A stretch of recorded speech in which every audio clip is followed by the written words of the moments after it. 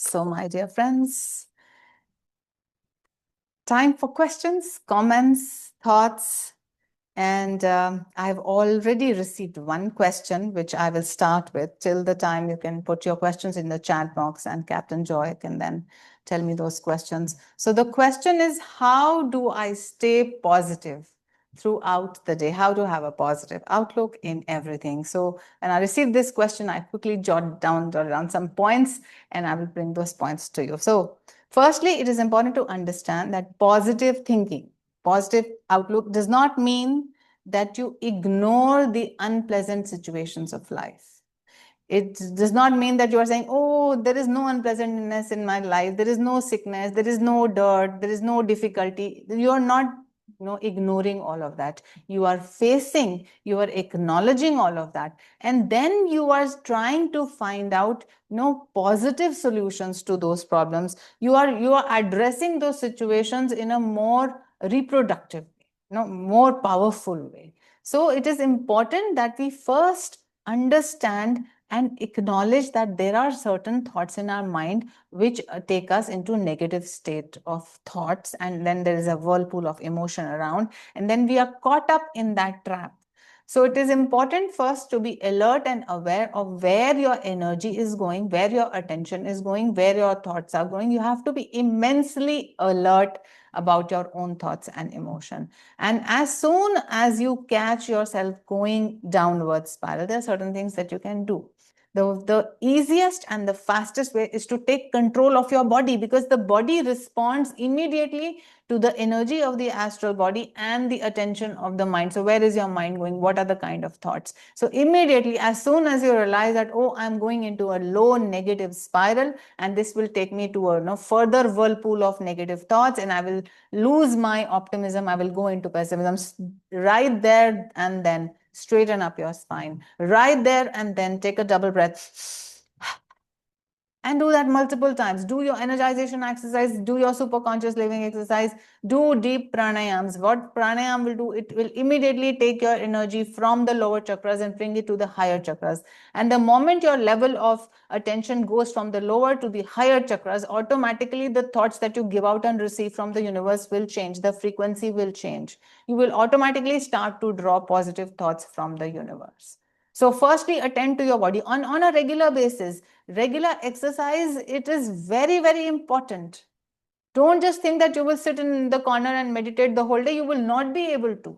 Your body has to cooperate. And if you want a healthy body which cooperates with you for your spiritual development, you might as well exercise every day.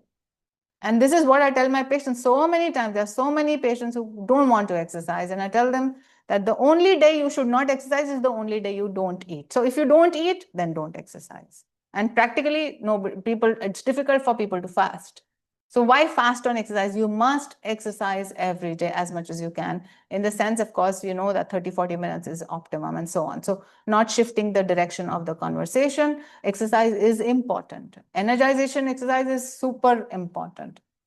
Besides that, take care of your diet. If you're having too much of rajasic or tamasic food, then also don't expect that your thoughts will soar up into the sky into great thoughts. You will see the lower energy and downside of thoughts in the world.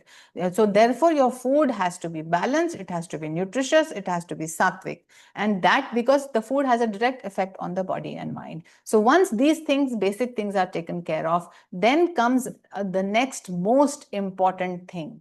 Be in the company of joyful, positive people. That is the one only. If I was to say that what is the one solution to be positive and happy, then this is the solution. Stay in the company of positive and happy people as much as you can. Now you may say that I'm surrounded by people in my family or my office who are not at all positive and not at all happy, but you have the guru with you.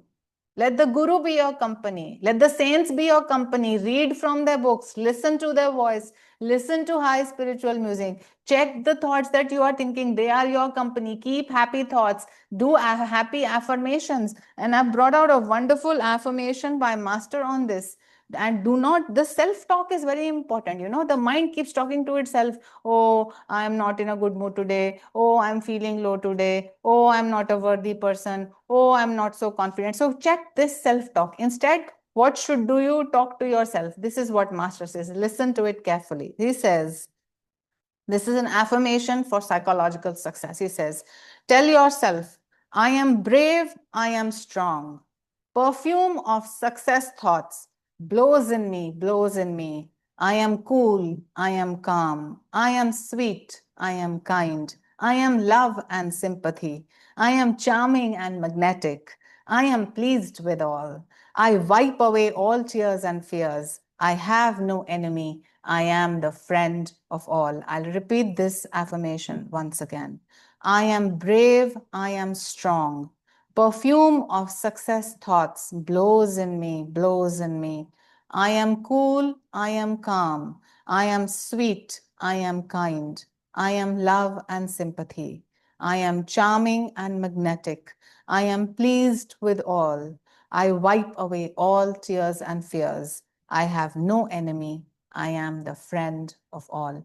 This is the self-talk you need to do with yourself. And then with your available time and energy, it is important that you engage in activities that give you joy, that give you happiness, and also make sure that you are learning something new all the time. Why? Because that helps in neuroplasticity. And what is neuroplasticity? That new neurons will be formed in your brain. New circuits will be formed. And once you have energy going into new circuits, then ever new joy is created out of that. So keep learning something new, whatever it may be. Go into music, start to learn. Maybe even typing you can learn. Maybe cooking, maybe craft, maybe art, maybe music, maybe exercise, anything new. Do not allow the rust to settle into your brain. And you will find that if you're moving your energy into higher and higher, then you will always feel happy and satisfied and positive. And when you do all of these things, you automatically meet positive thoughts from the universe, because thoughts are universally rooted and not individual. So if you are a high energy person yourself, then from the universe, you will attract thoughts which resonate with your high frequency, and automatically your own positive mood will be sustained. And then sustain it so much that you're able to offer that high energy to other people. So got to do the hard work. Be alert and attentive and do what it takes, and don't give up. Become a victor, become a hero in your own eyes, and don't become a loser. So with that thought, I'll end this question. And Captain Joy, what other questions do we had for today? Guru to all. We have two questions. One first question you almost answered, but I'll go through the question. Sometimes it happens that even after knowing everything, but still I lose my cool and temper, but later I regret it a lot.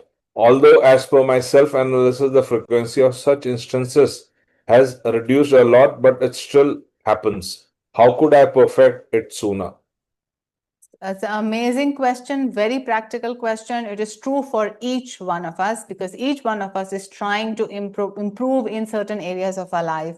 And pitfalls do come, we do go back somewhere sometimes, and then we feel bad about it. So the answer of the next shlokas that we are going to do in the Bhagavad Gita will answer your question, but in short, I will answer that. And Krishna advises here that there are two things which will help you to stabilize your experience of God, and one is practice and the other is dispassion. So this is the answer to your question. Keep repeating, keep repeating, keep repeating till it becomes your very nature. And I'm remembering a story from some monastery where there was this monk who was very old, and he was in the ICU. And in being inside the ICU, there was no way he could see whether it is daylight or whether it is night time, or he couldn't just see it, couldn't know. But every morning around 4 a.m., he would just sit up on his bed in that difficult situation, and he would start rotating his mala. So that became it has become his second nature. He just knows it. His body knows it. His mind knows it. He knows his reactive process. He has come into control. So even when situation is difficult, he is able to hold on to that practice almost automatically. Why? Because he has prepared himself to do so. So keep persisting, keep doing with firm determination and resolve. If you keep practicing whatever you are practicing, it will eventually take you to a state where you are more in control of your reactive process. And of course, the other thing is dispassion from the situation that you're talking about, dispassion also from your own response. So do not be attached to the guilt that you're feeling after the incident, because even guilt is another vritti in the ocean of consciousness. So forget it. Say, okay, I could not do it that time. That's okay. Now it's in the past. I will put more effort now, and then my future will improve. So don't keep your thoughts hooked to what happened previously. Just be present right now and see what you can do for the present moment, which will improve the future. So again, two things: practice and dispassion. And we will hear Krishna say these things in the next class as we go on to the next shlokas. So next question, please. Next question is, how can we love others as ourselves, even those who seek to actively hurt and harm us? Surely that is not dharmic to our soul to show kindness to such people. So that is your, what you are saying is what Arjuna is saying on the battlefield, that how can I kill these people? You know, they are mine, although they are my enemies right now, but they are mine. So in the sense, he is saying, how can I kill them? And because they are trying to harm me. What you are saying is also similar, that if they are trying to harm me, then how can I, not be affected by it? How can I love them? So the first thing is, if they are obviously trying to harm you, you remove yourself away from their influence. So, Ramakrishna Paramahansa said that everything is Narayan. Okay, if everything is Narayan, but you will not embrace the tiger Narayan. Why? Because right now you have not understood everything is Narayan. It is only theory for you.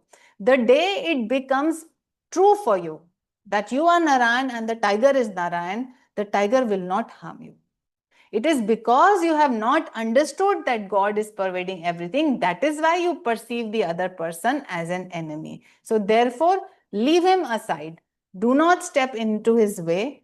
Do your own job and work of realizing that you are Narayan. And then once you realize that you are, God himself in this rupa, in this form, then you will realize that the other person is also God, and automatically his enmity towards you and your enmity towards him will automatically be vanished. Everything starts from us. This whole universe for us starts from us. If in my heart I see the other person as my own self, then anything that is in me will be gone against him, and his enmity towards me will vanish. So my job is obvious and very practical and very commonsensical. If the other person is trying to harm me, I remove myself, but I go and do the work of God realization in myself. And then time will come that you will realize that the other person is also God who has come in the form of that person, maybe to awaken you and maybe to tell you to go inwards.